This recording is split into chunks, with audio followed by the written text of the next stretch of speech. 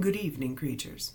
Auntie Menace here with Madame Winona de Tortufuega, who I'm sure will make an appearance later on this story.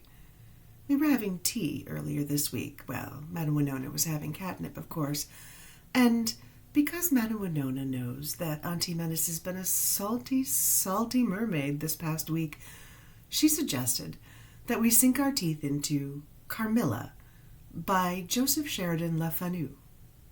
Chapter 1. An Early Fright.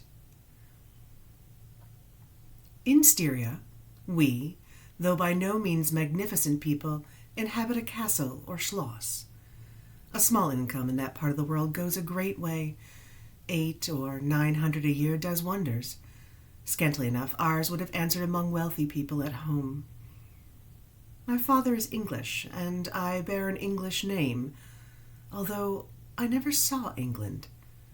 But here, in this lonely and primitive place, where everything is so marvelously cheap, I really don't see how ever so much more money would at all materially add to our comforts or even our luxuries.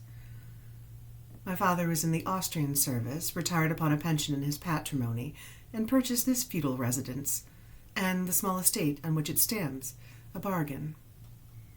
Nothing can be more picturesque or solitary. It stands on a slight eminence in the forest. The road, very old and narrow, passes in front of its drawbridge, never raised in my time, and its moat, stocked with perch and sailed over by many swans, and floating on its surface white fleets of water lilies. Over all of this, the schloss shows its many-windowed front, its towers, and its Gothic chapel. The forest opens in an irregular and very picturesque glade before its gate, and at the right, a steep Gothic bridge carries the road over a stream that winds in deep shadow into the wood. I have said that this is a very lonely place. Judge whether I say the truth. Looking from the hall door towards the road, the forest in which our castle stands extends 15 miles to the right and 12 to the left. The nearest inhabited village is about 7 of your English miles to the left.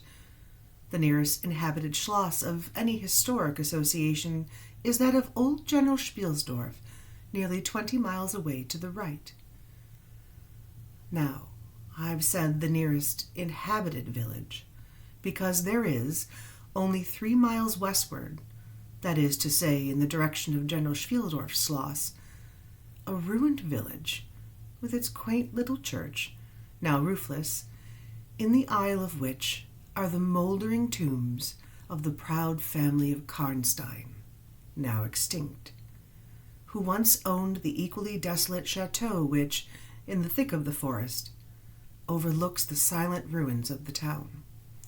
Respecting the cause of this desertion of this striking and melancholy spot, there is a legend which I shall relate to you another time.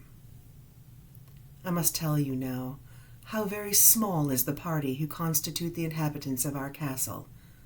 I don't include servants or those dependents who occupy rooms in buildings attached to the schloss. Listen and wonder. My father, who is the kindest man on earth, but growing old, and I, at the date of my story only 19, 8 years have passed since then. I and my father constituted the family of the schloss. My mother, a Styrian lady, died in my infancy, but I had a good-natured governess who had been with me from, might I say, almost my infancy. I could not remember a time when her fat, benign face was not a familiar picture in my memory. This was Madame Perrodon, a native of Bern, whose care and good nature now in part supplied to me the loss of my mother, whom I do not even remember, so early I lost her. She made a third at our little dinner party, and there was a fourth, Mademoiselle de la Fontaine, a lady such as you term, I believe, a finishing governess. She spoke French and German, Madame Perrodon French and broken English, to which my father and I added English, which, partly to prevent its becoming a lost language among us, and partly from patriotic motives, we spoke every day. The consequence was a Babel. at which strangers used to laugh, and which I shall make no attempt to reproduce in this narrative. And there were 2 or 3 young lady friends besides, pretty nearly of my own age, who were occasional visitors, for longer or shorter terms, and these visits I sometimes returned. These were our regular social resources, but of course there were chance visits from neighbors of only 5 or 6 leagues distance. My life was, notwithstanding, rather a solitary one, I can assure you. My governess had just so much control over me as you might conjecture such sage persons would have in the case of a rather spoiled girl, whose only parent allowed her pretty nearly her own way in everything. The first occurrence in my existence which produced a terrible impression upon my mind, which in fact has never been effaced, was one of the earliest incidents of my life which I can recollect. Some people will think it is so trifling that it should not be recorded here. You will see, however, by and by, why I mention it. The nursery, as it was called, although I had it all to myself, was a large room in the upper story of the castle, with a steep oak roof. I can't have been more than 6 years old when one night I awoke, and looking round my room from my bed I failed to see the nursery maid. Neither was my nurse there, and I thought myself alone, though I was not frightened, for I was one of those happy children who are studiously kept in ignorance of ghost stories, of fairy tales, and of all such lore as makes us cover up our heads when the door cracks suddenly, or the flicker of an expiring candle makes the shadow of a bedpost dance upon the wall.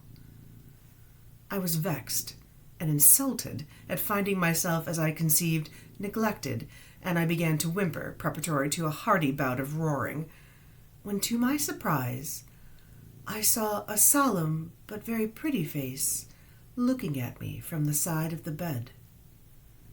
It was that of a young lady who was kneeling with her hands under the coverlet. I looked at her with a kind of pleased wonder and ceased whimpering. She caressed me with her hands and lay down beside me on the bed and drew me towards her, smiling. I immediately felt delightfully soothed and fell asleep again. I was wakened by a sensation as if 2 needles ran into my breast very deep at the same moment, and I cried loudly. The lady started back with her eyes fixed on me, and then slipped down upon the floor, and, as I thought, hid herself under the bed. I was now, for the first time, frightened, and I yelled with all my might and the main. Nurse, nursery maid, housekeeper, all came running in, and hearing my story, made light of it, soothing me all they could meanwhile. But, child as I was, I could perceive that their faces were pale with an unwonted look of anxiety, and I saw them look under the bed and about the room and peep under tables and pluck open cupboards. And the housekeeper whispered to the nurse, "Lay your hand along that hollow in the bed. Someone did lie there, so sure as you did not, the place is still warm." I remember the nursery maid petting me, and all 3 examining my chest, where I told them I felt the puncture, and pronouncing that there was no sign visible that any such thing had happened to me. The housekeeper and 2 other servants who were in charge of the nursery remained sitting up all night, and from that time a servant always sat in the nursery until I was about 14. I was very nervous for a long time after this. A doctor was called in. He was pallid and elderly. How well I remember his saturnine face, lightly pitted with smallpox, and his chestnut wig. For a good while, every second day, he came and gave me medicine, which of course I hated. The morning after I saw this apparition, I was in a state of terror, and could not bear to be left alone, daylight though as it was, even for a moment. I remember my father coming in and standing at the bedside and talking cheerfully. He asked the nurse a number of questions, and laughing very heartily at one of the answers, and patting me on the shoulder, kissing me and telling me not to be frightened, that it was nothing but a dream, and could not hurt me. But I was not comforted, for I knew the visit of the strange woman was not a dream, and I was awfully frightened. I was a little consoled by the nursery maids assuring me that it was she who had come in and looked at me and lain down beside me in the bed, and I must have been half dreaming not to have known her face. But this, though supported by the nurse, did not seem to quite satisfy me. I remembered so well the thoughtful, sweet face of that white-haired old man in his black cassock as he stood in that rude, lofty brown room, the clumsy furniture of a fashion 300 years old about him, and the scanty light entering its shadowy atmosphere through the small lattice above.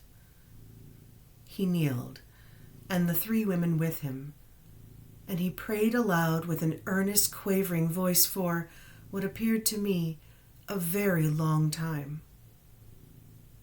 I forget all my life preceding this event, and for some time after it all is obscure as well, but the scenes I have just described stand out vivid as the isolated pictures of the phantasmagoria surrounded by darkness.